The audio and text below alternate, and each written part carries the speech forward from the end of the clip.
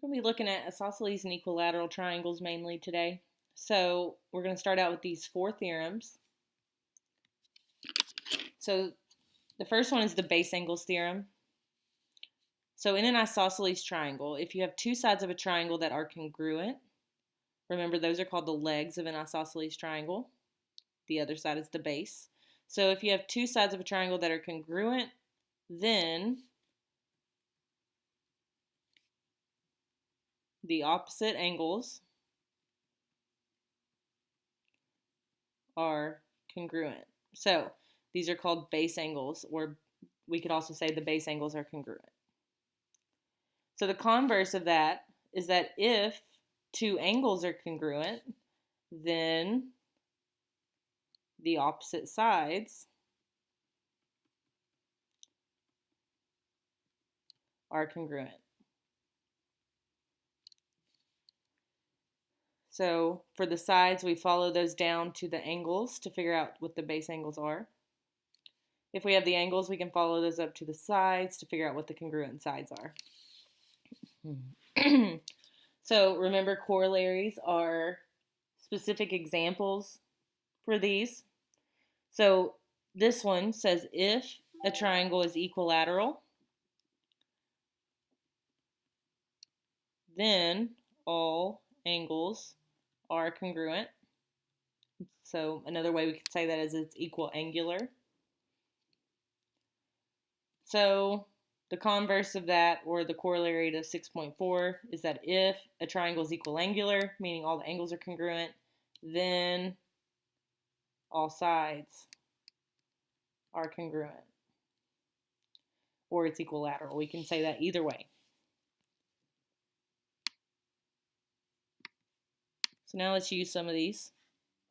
So we're going to be solving for x and y. Let's start with these first three.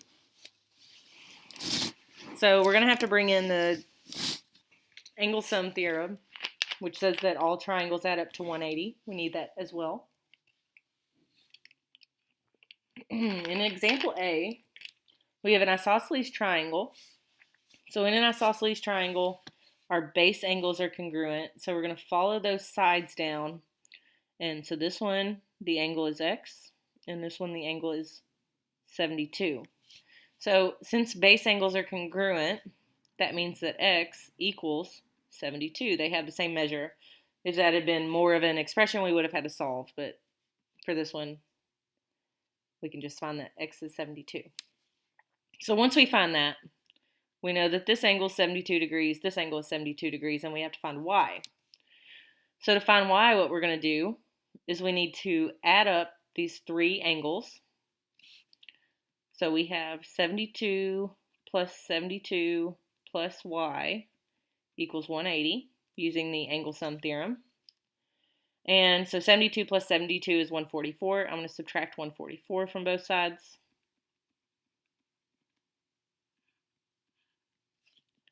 And I get that y is 36. So y is going to be 36. So x is 72, y is 36. So on the next one, I have that this base angle measures x. Therefore, this base angle, even though it's not labeled anything, will also have to be x. This is a right triangle, so the corollary to the angle sum theorem was that in right triangles, the two acute angles add up to 90 degrees. So that'll be x plus x equals 90, or 2x equals 90. So I'm going to divide by 2 to figure out the measure of each one. So x is 45. So in any isosceles right triangle, the base angles are 45. Then I have another theorem that I have to bring in, and that's the linear pair postulate. So x and y are a linear pair because they share a ray, or they share a line, and they have a shared ray. So they're adjacent and they're on a line. That makes them a linear pair. So they're also going to add up to 90. So 45 plus y equals 180. Sorry, they add up to 180, not 90. I'm going to subtract 45 from both sides, and I get that y equals 135.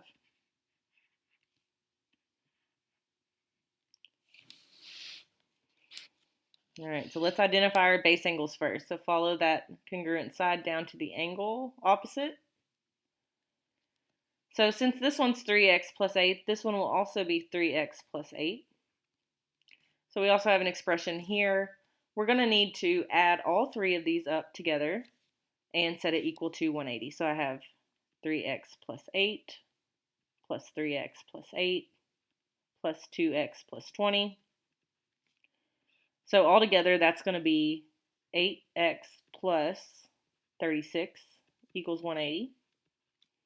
I'll subtract 36. And I get 8x equals 144. I'm going to divide both sides by 8. And I get x equals 18. So in this one, since there is no y value, we can't solve for y. So triangle sum theorem, linear pairs, and that base angles theorem all come together. So now let's look at D and E, which have two triangles in each one, but we still have some markings.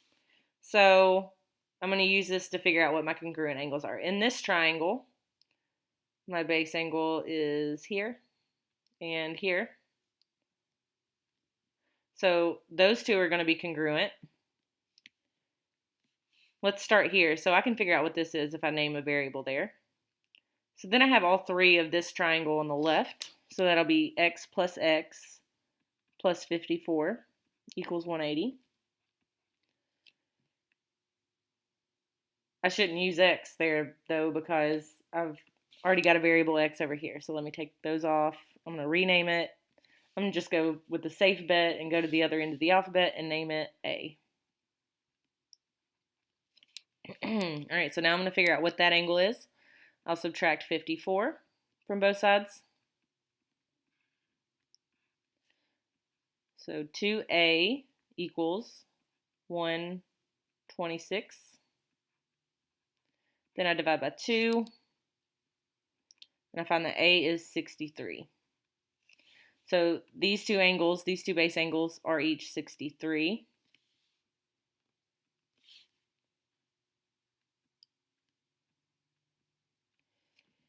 So now I need to work my way into this other triangle. So in this one, my base angles, this one is x, this one is x. So the one that I don't know is up here, but I have 63, so I've got a linear pair. So to find this angle, I can do 180 minus 63 using the linear pair and knowing that they're supplementary. So this one's going to be 117 based off of that, those two angles being supplementary. So now I can solve for what x is. So I have 2x plus 117 equals 180.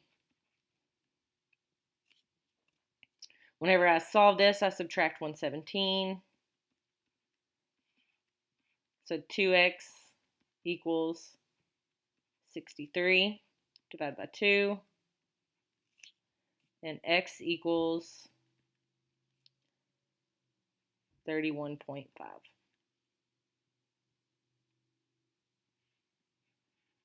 That one took a little bit more work.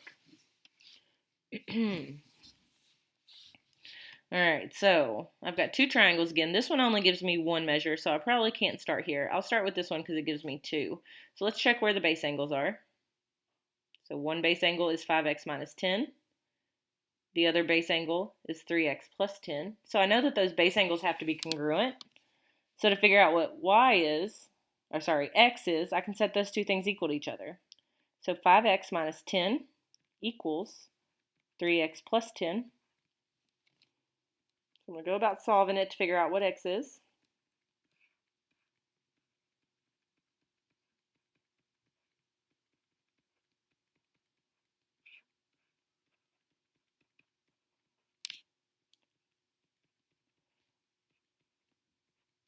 So x is 10. So to work my way into this triangle over here, I'm going to have to know what these actual measures are. So I need to plug this back in. So if I do 3 times 10, I get 30. 30 plus 10 is 40. So this angle is 40 degrees. I could also plug it into this one. I know it should be 40, so let's just check. So I can do 5 times 10, which is 50, minus 10 is 40. So this angle is also 40 degrees. So these two base angles are 40. So 40 plus 40 is 80. And then I'll do 180 minus 80 to figure out this one. And that gives me that this angle is 100 degrees. So using my linear pair, I can do 180 minus 100 and find that this angle is 80 degrees. So now I've got two angles in that triangle I can start working through. So my base angles, this one I just found is 80. This one is 4y, so those two things should be equal. So 4y equals 80. I'll divide both sides by 4, and y is 20. So for that one, x is 10 and y is 20.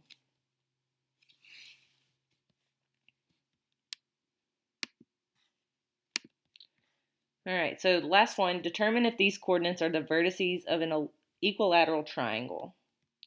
So remember, for finding lengths of sides for an equilateral, I know that they all need to be the same. But if I have coordinates, I'm going to have to go back to coordinate geometry and thinking about what we did there. So we did two things. We did the distance formula, and that was that the distance is the square root of the differences of the x's squared plus the differences of the y squared. Another way that we did it was we did Pythagorean theorem, which said a squared plus b squared equals c squared. And what we did was we said that a was the change in x and b was the change in y between the coordinates. So I'll do the first one with the distance formula, then I'm going to do the next two with the Pythagorean theorem. So using AB, so A is 0, 0, B is 10, 0. So from that I can get my x1, y1, x2, y2, so that I can plug them into the formula. So this is going to be the square root of 10 minus 0 squared plus 0 minus 0 squared. So whenever I simplify that, I have the square root of 10 squared plus 0 squared. So that's the square root of 100. Well, that's a nice square root. So I know what that is. That is 10. So the length of AB is 10. So the other way we did it was the Pythagorean theorem, which we find the change in x and the change in y. To do this, I like to stack my variables. So A is 0, 0, and C is 0, 10. So I find my change.